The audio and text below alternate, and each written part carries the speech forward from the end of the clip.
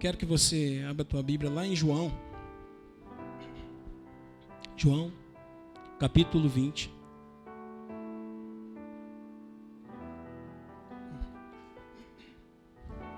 E nós vamos ler nessa noite a partir do verso 19. João capítulo 20, dos versos 19 ao 31.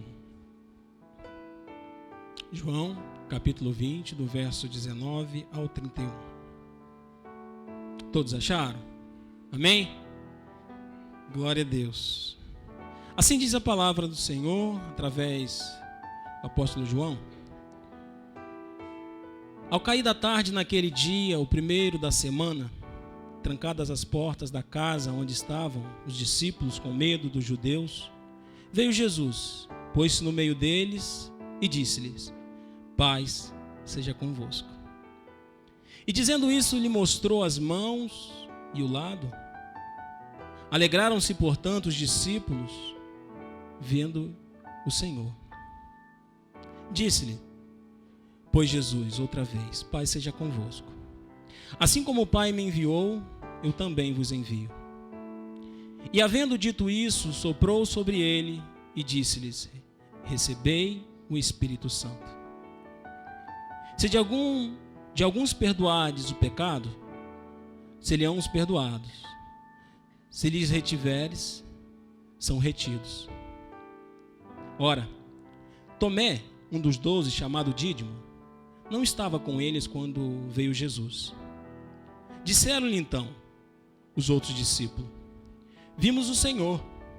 Mas ele respondeu: se eu não vir nas suas mãos o sinal dos cravos, e ali não puser o dedo, e não puser a mão no seu lado, de modo algum acreditarei. Passado 8 dias, estavam outra vez ali reunidos os discípulos, e Tomé com eles.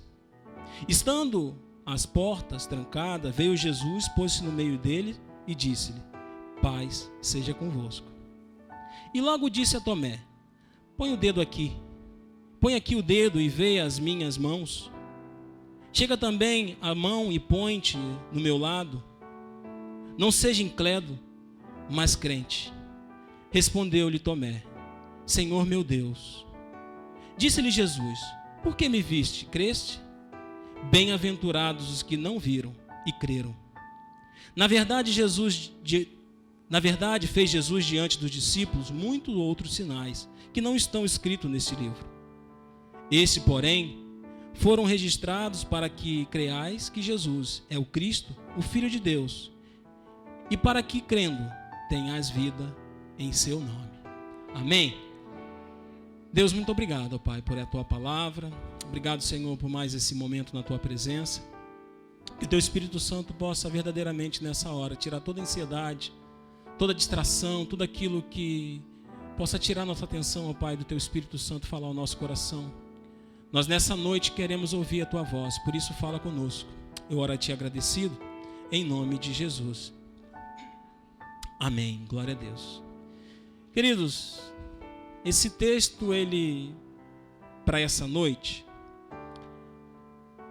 ele é bem peculiar, ele tem um significado muito importante para nossas vidas. Semana passada, nós vivemos um momento maravilhoso, com encenações, com teatros, momentos que levaram a nos refletir, levaram-nos a pensar, levaram-nos a nós a comemorarmos a Páscoa. E começamos na sexta-feira,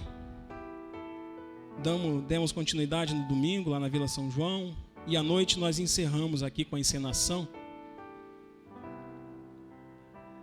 na qual eu comecei a meditar e falar: Senhor, durante a semana, qual foi a relevância de tudo aquilo que aconteceu no nosso fim de semana? Porque nós muitas vezes temos o costume de comemorar algo, de celebrar algo, mas no dia seguinte, muitas vezes nós esquecemos, porque o cotidiano do nosso dia, o nosso trabalho, os nossos afazeres acabam tomando o nosso tempo. E nessa noite o título que eu dei para esse sermão é que Jesus está vivo. Jesus está vivo. E quando nós pensamos que Ele está vivo, que Ele ultrapassou a barreira da morte, que Ele se colocou verdadeiramente em meu lugar e no seu lugar, há motivo para nós comemorarmos a sua ressurreição. E quando nós pensamos em todo esse aspecto encenado na semana passada, nós vimos a vida, a morte e a ressurreição. Mas o que eu quero chamar a atenção para vocês nessa noite, noite de Santa Ceia, noite na qual os elementos da Santa Ceia serão servidos a cada um de nós, como símbolo do Cristo ressurreto, daquele que não está no madeiro, daquele que vive e reina em nosso meio. Nós precisamos pensar, e com isso eu gostaria de pontuar algumas coisas com vocês nessa noite. Você já teve um encontro pessoal com Cristo ressurreto? Eu não estou falando do encontro com Deus, eu não estou falando de momento de vigília, não. Eu estou falando do encontro pessoal. Como esse relatado aqui nos versículos que foram lidos, onde diz que os discípulos se encontravam numa casa, a porta fechada e com medo. Mas por que medo? Não foram eles que andaram? Não foram eles que ouviram as promessas? Não foram eles que estavam junto ao Mestre quando ali ele fez diversos milagres? E o texto que nós lemos lá no final, no verso 30, diz que muitas coisas ele fez, mas nem tudo está contemplado no livro da Bíblia.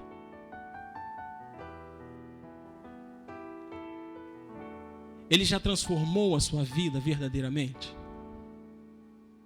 Você já teve uma transformação genuína? E aí vai dizer na palavra grega, a metanoia, que é a mudança de mente. Os discípulos aqui, eles se encontravam, e o contexto desse momento é muito interessante. Se você apanhar a partir do verso 11, do verso 11 do capítulo 20, vai relatar que Maria, ela se encontrava lá sentada ao sepulcro, chorando, triste, porque o mestre havia falecido. Só que chega um determinado momento de manhã, ela olha e ela não vê mais o mestre. Ela não vê mais Jesus. E quando ela fixa os olhos, então ali ela vê 2 homens de branco. Ela fica perplexa e pergunta.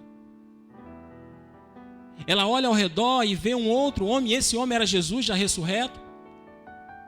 Ela confunde Jesus ali com um jardineiro e pergunta: onde colocaste o corpo do mestre?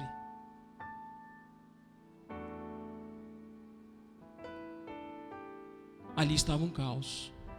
A cidade estava um caos. As pessoas que ali se encontravam, nós não podemos esquecer que era o fim da festa da Páscoa. Existiam ainda ali muitas pessoas indo embora, se despedindo. A cidade estava num caos. Semana passada, se vocês recordarem, você vai lembrar que no momento da encenação, no momento do teatro, no momento que Jesus foi julgado, já era de costume condenar um e soltar outro. Naquela época, eles então fizeram tudo isso e a cidade realmente ficou um caos. Os discípulos estavam na casa e ali estavam trancados, e a Bíblia vai dizer que eles estavam com medo. Porque aqueles que ali se encontravam buscavam tirar a vida. Porque eles eram seguidores de Jesus. Eles eram seguidores daquele que dizia ser o rei dos reis. E algumas coisas me chamam a atenção. O contexto nos apresenta 3 parâmetros. Jesus com os discípulos, Tomé com o discípulo e Jesus com os discípulos e ali também se encontrava Tomé. É dentro desse contexto, nessa noite, é que eu quero trabalhar um pouco nosso intelecto, a nossa mente, para entendermos o que esses versículos nos traz como ensinamento. Jesus já não está morto mais. Ele se apresenta para os discípulos. E interessante que a primeira fala dele para os discípulos é: paz seja convosco. Sempre que Jesus se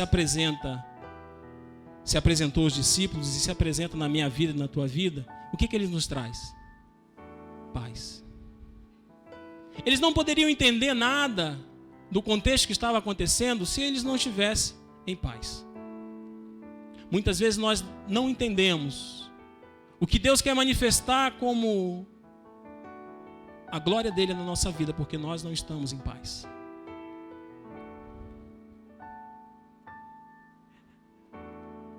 E no verso de número 20, e dizendo-lhes, mostrou as mãos e o lado. Jesus, quando apresenta, ele traz a paz e de imediato ele apresenta as mãos e o lado que tinha sido furado. Alguns historiadores vão dizer que naquela época era de costume daqueles que eram presos no madeiro, aqueles que eram mortos e crucificados no madeiro, quando eles desciam para ter a certeza que aquela pessoa estava morta, eles quebravam-lhe as pernas. Mas Jesus, eles não fizeram dessa forma.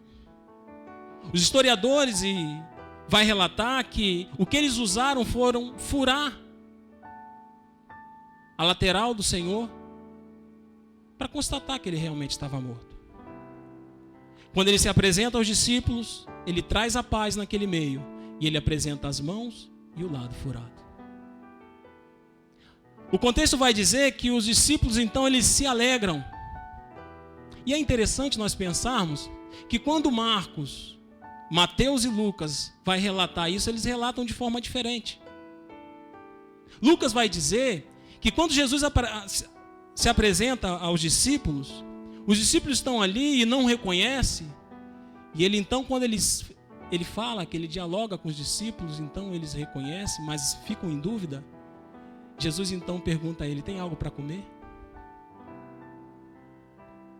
Para que eles pudessem acreditar verdadeiramente que era o Cristo ressurreto. Jesus então pede um peixe e um favo de mel. João já narra de uma forma diferente. João diz aqui no restante, na parte B do versículo 20, alegrando-se, portanto, os discípulos ao verem ao Senhor. Eu queria que você pudesse agora comigo levar a tua mente lá naquele momento. Imagina o contexto de você saber que o mestre tinha sido morto, que existia um caos naquela cidade, que estavam procurando os discípulos para tirarem a vida. E num determinado momento, Jesus chega no meio deles, se coloca e diz: paz seja convosco, mostra-lhe as mãos, mostra-lhe os lados. Eu começo a pensar a forma que eles ficaram alegres e felizes em ver o mestre novamente.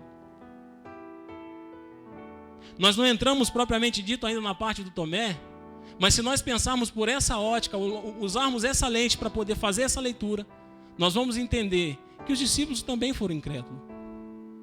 Primeiro porque quando Jesus caminhava com ele, vai dizer isso lá um pouco atrás, nos outros evangelhos, quando Pedro pergunta: mestre, mas para onde nós iremos, se só tu tens a salvação? Jesus então entra falando com ele, dizendo que ele ia para o Pai, e que lá quando ele chegasse, ele ia preparar moradas. Nesse contexto da época, antecedia ali uma semana da crucificação do Senhor Jesus. Uma semana foi bastante para aqueles discípulos desacreditarem em tudo que Jesus tinha dito para ele. Mas o que me chama a atenção, aqui no verso 20, na parte B, tamanha alegria ao entender e compreender que aquele que estava no meio deles era o mestre. Queridos, eu não sei como foi a tua semana de segunda para cá. Eu não sei qual foi o significado de toda aquela encenação, de tudo que vivemos na sexta, no domingo, de manhã, pela noite. Eu não sei como a semana vocês pensaram, como vocês refletiram em tudo aquilo que nós celebramos. Será que vocês ficaram assim como os discípulos? Sem saber, sem crer? Aqui diz que ainda era o dia que o Senhor tinha sido ressurreto, tinha sido ressuscitado. O verso 19 vai dizer que ao cair da tarde daquele dia, quando deu sequência, e aí é algo que também me chama muita atenção no verso 21, quando ele diz novamente que a paz seja convosco. O verso de número 21 do capítulo 20 de João, ele nos traz uma semelhança com a grande comissão de Mateus 28, 18. Mateus 28, 18 vai dizer que os discípulos estavam ali reunidos, Jesus chega e fala, olha, ide por todo mundo, pregai o evangelho. Já aqui, João relata da seguinte forma, e havendo dito isso, soprou sobre ele e disse-lhe, recebei o Espírito Santo. Verso 22. Verso 21 disse-lhe Jesus, pois outra vez, Pai seja convosco, assim como o Pai me enviou, eu também vos envio. João relata aqui o momento da grande comissão. Eles estavam sendo desafiados a sair dali, a pregar o evangelho, a fazer discípulos, a gerar vidas. E quando Jesus fala isso, então ele diz que assim como o Pai me enviou, que ele recebesse o Espírito Santo, então Jesus sopra sobre ele o Espírito Santo. Muitas vezes vão nos perguntar, onde que está aquele texto que fala sobre o Pentecoste? Aí nós como leitores da Bíblia vamos falar, não, está lá em Atos capítulo 2. Aqui existe uma evidência, que antes de chegar no Pentecoste de Atos, Jesus já soprava sobre os discípulos o seu Espírito Santo.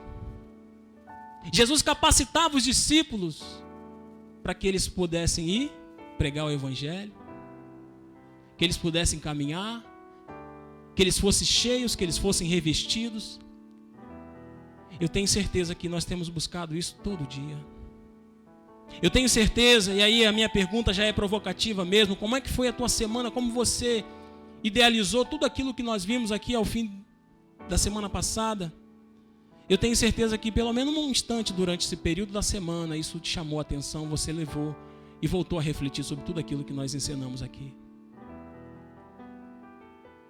A diferença do contexto é que aqui os discípulos estavam vivendo, era um testemunha ocular. Mas a própria palavra aqui vai dizer, Jesus fala que, olha, lá no verso 31, verso 29, bem-aventurados, a parte B, os que não viram e creram. Querido, de repente você nunca viu algo sobrenatural. De repente você almeja em ter uma experiência sobrenatural com Deus. Assim como esses discípulos estão tendo aqui. Mas essa frase de Jesus no verso 29, bem-aventurados os que não viram e creram, é para mim e é para você nos dias de hoje. Porque nós não vimos a mão do Jesus furada. Nós não vimos a sua lateral furada. Mas nós cremos. Nós temos a certeza e a convicção de que Ele veio nesse mundo. E Ele se entregou por mim e por você. Se não fosse isso, se nós não crêssemos, não faria sentido nós cearmos. Não faria sentido nós participarmos do momento da ceia. É isso que a ceia nos remete. Remete a mim e a você. O corpo de Cristo e o sangue de Cristo. Nós não vimos, mas nós cremos. Nós não vimos, mas acreditamos. Nós cremos que um dia Ele vai voltar. Nós cremos que Ele foi. E assim como Ele disse para os discípulos lá em Mateus, Ele está preparando uma morada para mim e para você. E aqui eu abro um parênteses, como é difícil nos relacionarmos com a perda. Como é difícil nos relacionarmos com a morte. Mas com base nessa palavra nós entendemos que lá, na morada celestial, é um lugar maravilhoso. É um lugar onde nós temos que refletir que um dia nós iremos. Um dia nós estaremos com Ele. E é por isso que nós também participamos da ceia, celebrando o corpo e o sangue de Cristo.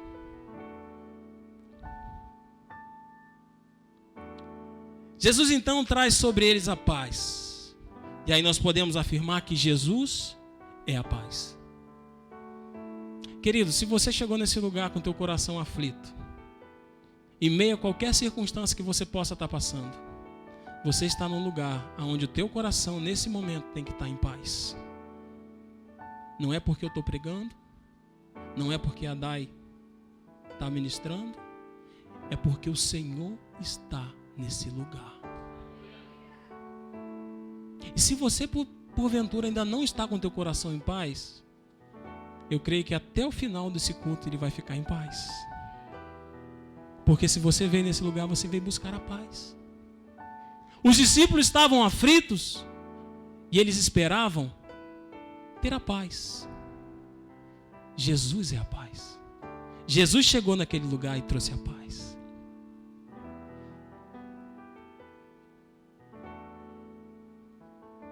Receberam então o Espírito Santo, a grande comissão, lá no verso 21, porque Jesus falava aos discípulos sobre perdão e pecado. Uma outra coisa que me chamou a atenção, e eu fiquei horas e horas meditando sobre especificamente esse versículo, eu pensei assim, mas Senhor, por que esse versículo 23, ele não está numa outra colocação? Por que ele não é o versículo 21? Por que ele não é o versículo 20? Porque eu quero que você entenda comigo e caminhe no meu raciocínio. Jesus ele vem, ele aparece aos discípulos, ele mostra as marcas, ele novamente fala sobre ele, traz sobre eles a paz. Porque sempre quando Jesus traz a paz no nosso coração, porque algo muito bom vai acontecer na nossa vida. E aqui foi assim, ele trouxe a paz no momento do caos, ele trouxe a paz justamente para poder mostrar a mão e o lado furado, as suas marcas, e então ele sopra sobre os discípulos o Espírito Santo. E aí em seguida ele fala assim, olha que interessante, se de alguns perdoados os pecados, serão desperdoados. Se nos retiverdes, serão retidos. Falei, mas Senhor, o Senhor não poderia ter dito isso antes? Eu cá comigo pensando, eu falei, o Senhor não poderia ter dito isso antes? Para que eles pudessem se arrepender dos pecados, para que eles pudessem ali, não, eu perdoo. De repente até mesmo entre eles, entre os irmãos, como nós estamos aqui na igreja nessa noite. Mas o interessante é que, ao pesquisar e a meditar um pouco, abre a tua Bíblia lá comigo em Lucas 24. Leia comigo do verso 44 ao 48. E eu creio que o Espírito Santo, aquele que testificou no meu coração, vai testificar no teu coração também, porque o perdão foi dito por Jesus para os discípulos, não antes, mas depois que eles receberam o Espírito Santo. 24, do verso 44 ao 48.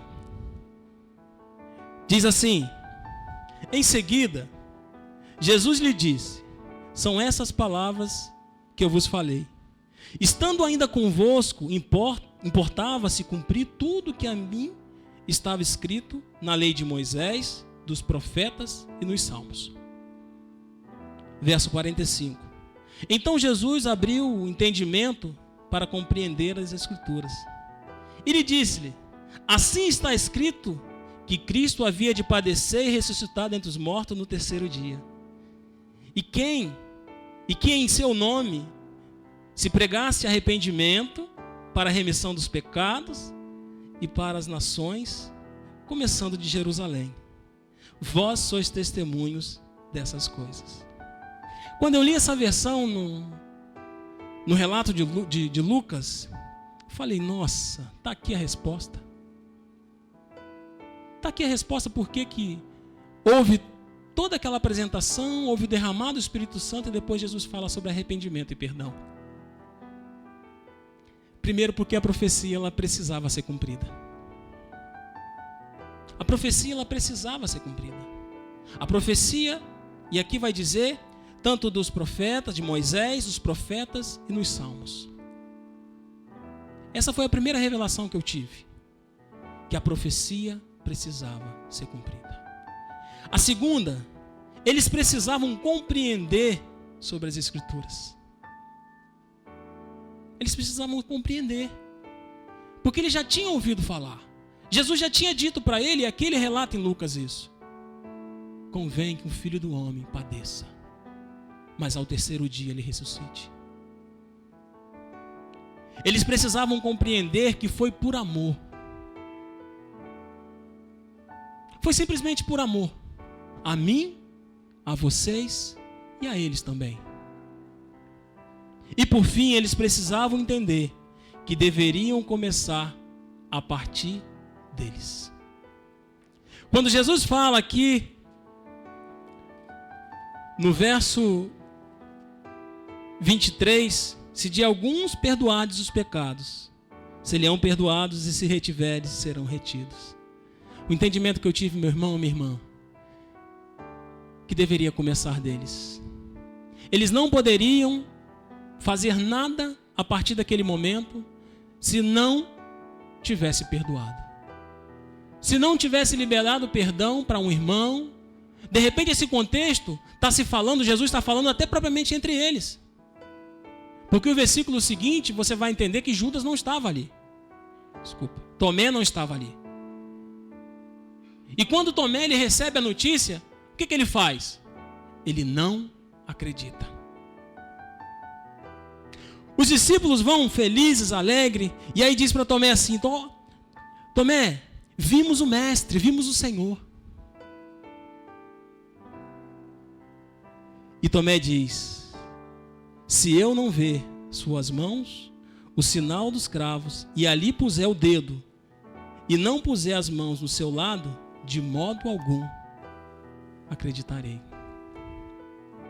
Nessa concepção, por não estar junto os discípulos, Tomé não deu credibilidade à notícia recebida através dos discípulos.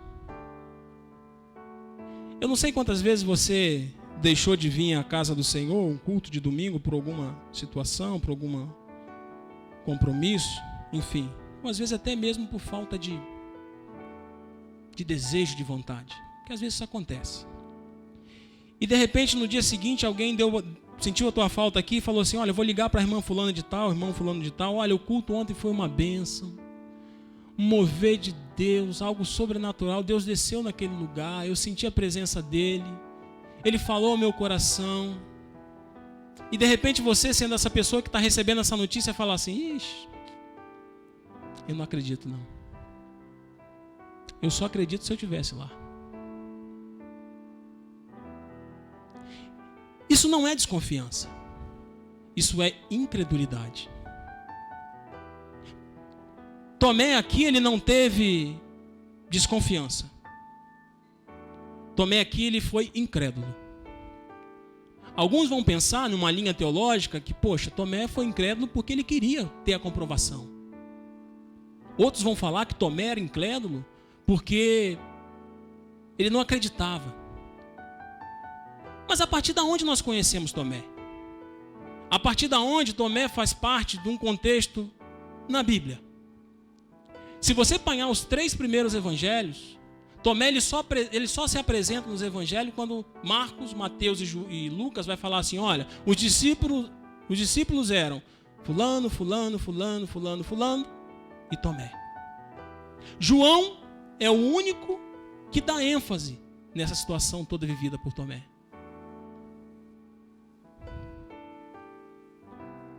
Mas quem era Tomé? Volta a tua Bíblia um pouquinho, capítulo 11 de João, verso de número 16.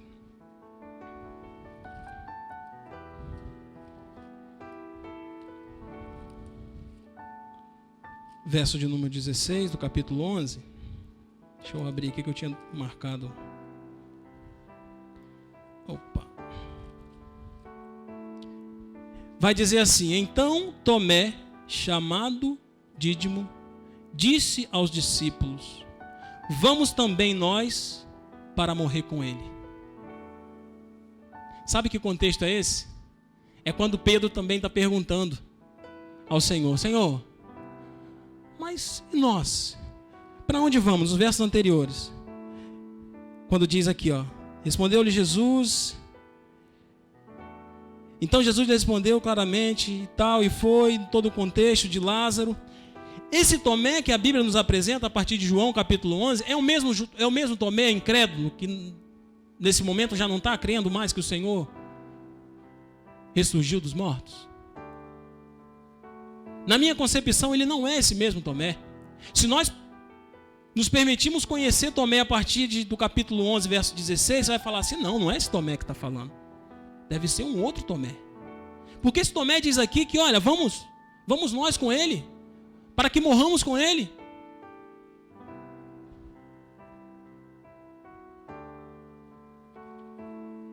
Dando sequência, mas vejamos agora outra passagem em João também, capítulo 13, no verso 36. Do verso 36 ao verso 14, 6. O verso 36 vem construindo agora toda aquela questão, a pergunta de Simão Pedro: Senhor, para onde vais? Respondeu-lhe Jesus: para onde vou, não me pode seguir agora, mais tarde, porém me seguirás.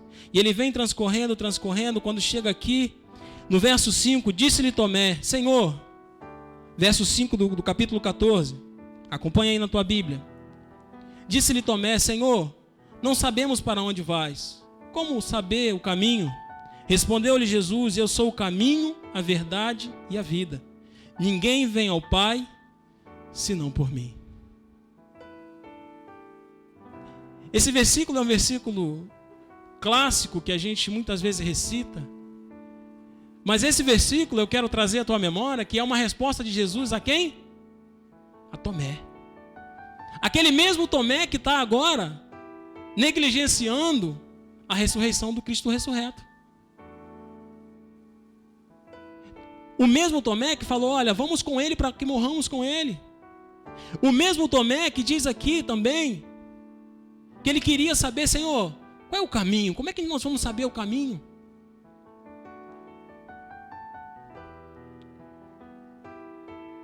Tomé não teve dúvida. Simplesmente ele não creu. Ele não teve dúvida. Tomé então impõe condições a Jesus. Lembra no final do primeiro momento que ele tem com os discípulos? Ele impõe algo sobre que pudesse acontecer. No versículo de 25, disseram então os outros discípulos: vimos o Senhor.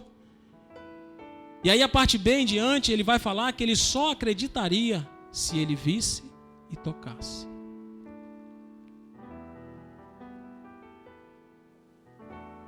Mas sabe o que mais se importa em todo esse contexto?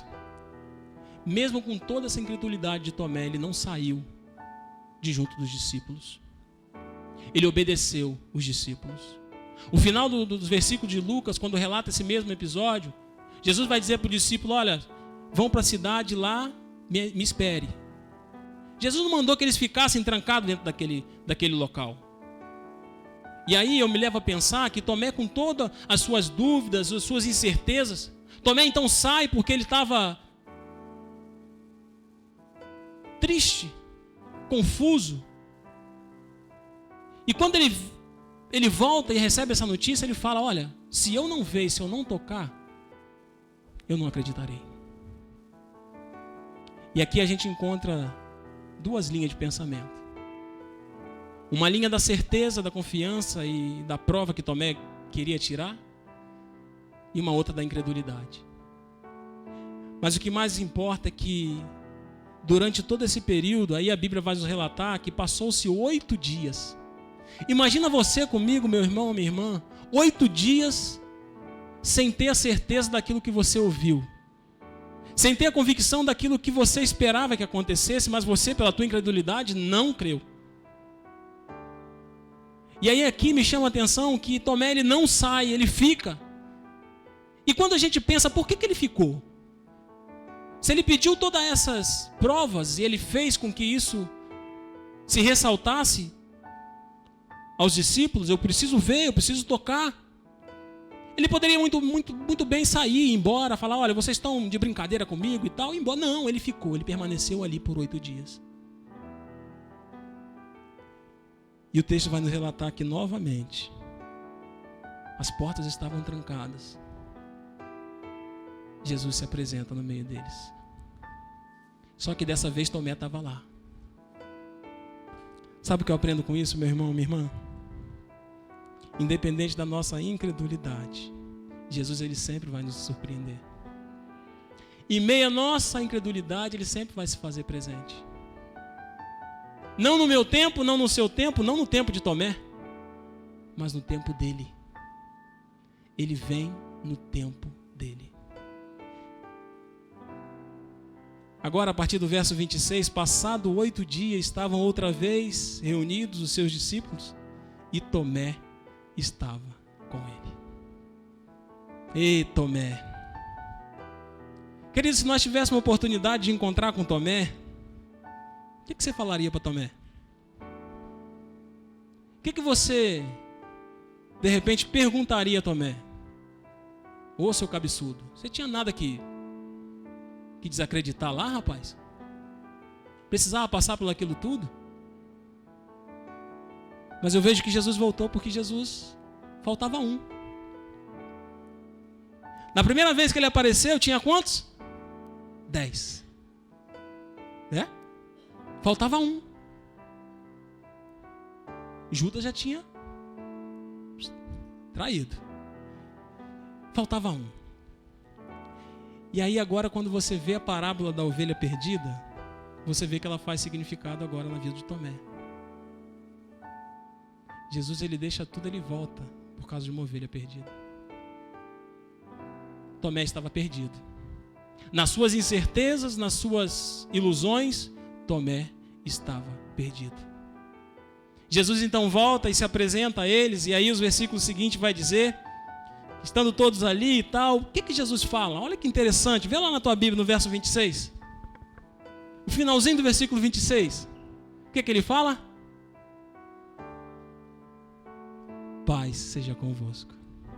Querido, nada me tira do coração que quando Jesus novamente, pela terceira vez, e o interessante é que o número 3, ele representa a presença de Deus na numerologia. Sempre que você vê uma questão repetidamente, algumas vezes, número 12, tudo tem uma representação. O número 3, ele é a presença de Deus. E pela terceira vez, pela segunda vez Jesus se apresenta, e pela terceira vez ele diz, Pai seja convosco. Nada me tira a certeza de que aquele momento, quando ele fala Pai seja convosco, era para acalentar o coração de Tomé. Era para trazer paz ao coração de Tomé. Porque os outros discípulos já tinham ouvido a primeira e a segunda vez o Senhor Jesus falar, Pai seja convosco. Independente de Tomé acreditar ou não, os discípulos viram. Os discípulos haviam recebido o Espírito Santo. Tomé precisava acalentar o coração para poder ouvir o que Jesus ia falar para ele. E olha só, no verso 27, e logo disse Tomé, Jesus dizendo a Tomé, ele não esperou reação nenhuma de Tomé. Ele logo falou para Tomé, Tomé, põe a mão aqui, o dedo, e vê as minhas mãos. Chega também as mãos e põe no meu lado. Não sejas incrédulo, mas crente. O diálogo de Jesus com Tomé não evidencia para mim e para você que Tomé tocou. Porque eu posso muito bem falar para você, ó, vem cá, toca na minha mão. Vê se minha mão está suando aqui, porque eu estou pregando aqui, porque muitas vezes a minha mão fica suando. Vocês podem muito bem daí acreditar, Tomé não tocou. Eu quero colocar a minha versão e a minha interpretação. Tomé não tocou, nem na mão de Jesus, nem no lado. Sabe por quê? A reação de Tomé imediata foi falar, respondeu-lhe Tomé, Senhor meu e Deus meu. Queridos, quando ele ouviu a voz do ressurreto falando para ele, toda a incredulidade, tudo aquilo que tinha ficado, caiu por terra. A única coisa que restou para Tomé naquele momento falar: Senhor meu, Deus meu. E Jesus ainda continua: disse-lhe Jesus: porque me viste, creste? E essa parte eu deixo para mim e para você como algo para nós levarmos no nosso coração. Como o cerne dessa mensagem, como o cerne desse momento, como tudo aquilo que nós estamos vivendo na nossa igreja, na nossa comunidade. Bem-aventurados os que não viram e creram. Bem-aventurados os que não viram, mas creram. Mas não acaba por aí, querido. Nós somos os bem-aventurados. Nós somos os que cremos. Nós somos aqueles que o pastor Márcio leu aqui, ao final do verso do capítulo 4, aquele que ele procura, que o adora em espírito e em verdade. Eu e você, nós somos essas pessoas. Porque eu não quero, de forma nenhuma, pensar que vocês que estão aqui conosco nessa noite têm um pensamento contrário daquilo que, quando Tomé ouviu, ele creu. Se vocês estão aqui nessa noite é porque vocês acreditam num ressurreto.